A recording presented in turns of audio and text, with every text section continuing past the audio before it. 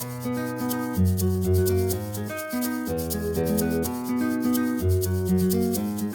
I'm Sophie Walsh. I'm the Managing Director of St Edwards of the Riverina. I suppose I'm the Managing Director for White Top, but my technical title would be Senior Event Planner, and I'm very newly the Managing Director for Nimbo Fork. The initial business, St Edwards of the Riverina, is a wedding and events venue. It's newly a accommodation venue as well, on the outskirts of Wagga. White Top is a mobile wedding and events business that operates between Sydney and Melbourne, and it is very much a support to venues business. And Nimbo is a luxury accommodation venue. I was teaching, and so was Josh, both of us were. But prior to me coming home to Wagga, I wasn't teaching, I was in the events industry. I met Sophie back in 2002. Things didn't go to plan straight away. But after a month or so, yeah, we officially started seeing each other, and I took her out on her first date. He was probably a little bit more forward-coming. And we had to do a runner because we didn't have enough money to pay for dinner. And the good old uni days, I had $19 in my account and he had less than that. I suppose events absolutely is my number one passion, and I just love it as much as I ever have, probably even more. Managing a huge amount of staff, I enjoy it, but I do sometimes find it a little bit more challenging than other areas of the business. I love the relationships with them, but sometimes making sure that everybody's happy is what I do find quite challenging, because I suppose I like to please people. Financial side of the business, thank goodness I've got Josh to do that, because that for me I find really, really challenging. You know, all the different tax laws and all the different bits of small business, I find that totally out of my comfort zone. But I suppose, yeah, with Josh, that's been such a massive perk to be able to play to his strengths with that and use that to develop our businesses. And obviously within the family unit too, we also know our roles. Sophie is the calm, the tolerant, the patient member of our relationship, and I sort of go off and do all these random things.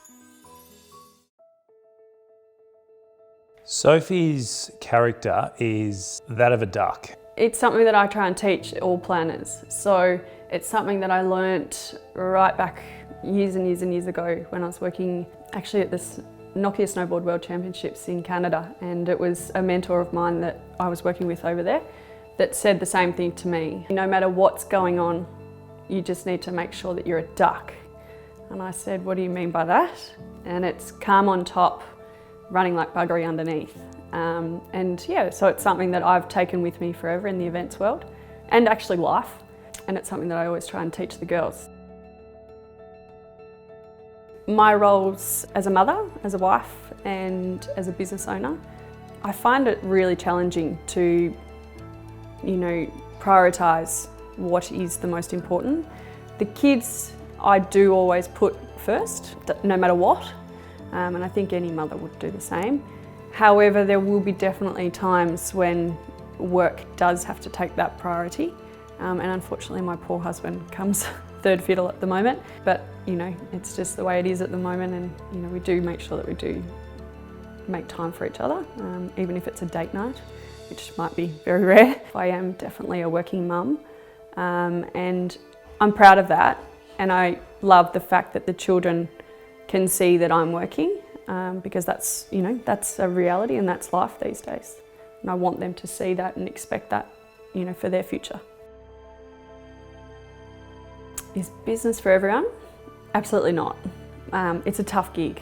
You know, there's many, many, many highs, which is what you always try and remind yourself of, but there's definitely lows. The pressure for making sure that you are actually providing for yourselves and your family, you know, and not having that standard salary that just pops up every single week or fortnight, whatever it might be, is huge. It's massive. But the perks on the other side, and the reason why I wanted to be in business, is because it also gives me the flexibility. You know, I get to write my own schedule, I get to duck off to go and see the kids at school. I get to do all those little extra bits and pieces, catching up with friends in the middle of the day, you know, running to go and see grandparents if they need it. Whatever that might be is, to me, a huge perk. And the sleepless nights for whatever reason, well, you can just push them to the side on the time that you can go and do that. I'm Jane Robertson, and I'm a good friend of Sophie Walsh's. I suppose she's my partner in champagne, really. Sophie's a very calm, measured person. At times she might get really flustered, but Sophie's really good at looking at a situation, taking stock of it, planning, I suppose, where everything's at, and then watching what the next step is from there.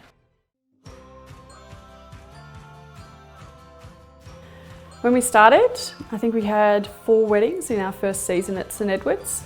We're now doing at least sort of 12 to 15 weddings a season, so up to around about 30 weddings a year, plus a couple of corporate functions and events as well on top of that. White Top, we started with 2 in our first season, and yeah, we're getting close to around about 50 to 60 a year, and that's operating between the 3 different states.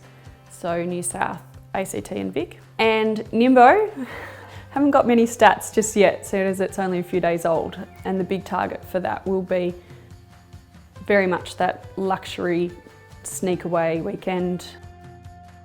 Between St Edward's and White Top, we'd have 35 staff, and within Nimbo we've got 8. We've found most of our staff through the university and even back to the days when we were teaching. Within our build boys, so build boys meaning the guys that build the marquees for White Top, we also use Will Mitchell's business, Works For You, and they tend to be our labourers that assist with putting up the marquees. And we've even used them for hospitality roles as well, which has been absolutely sensational. She's really generous with her time. You wouldn't know half the things that Soph does. You really wouldn't know, and all of a sudden, like, you'll be walking down the street with her, or we'll be out somewhere together, and all of a sudden, like, she's literally talking to everybody in the room, because they're not just her paying customers, they're people that she has had an interaction with because she's helped them at a committee meeting, or she's pointed them in the right direction with another business that might almost be running concurrently to hers, but is probably better at helping them in some area that they don't have the equipment for. Very few people, I believe, could do what she's done in starting 2 startup businesses and now taking on a 3rd, I guess, going concern, whilst having 2 kids under 5. And hopefully good things come to those who work really hard, because she's giving it a red hot crack, so take my hat off to her.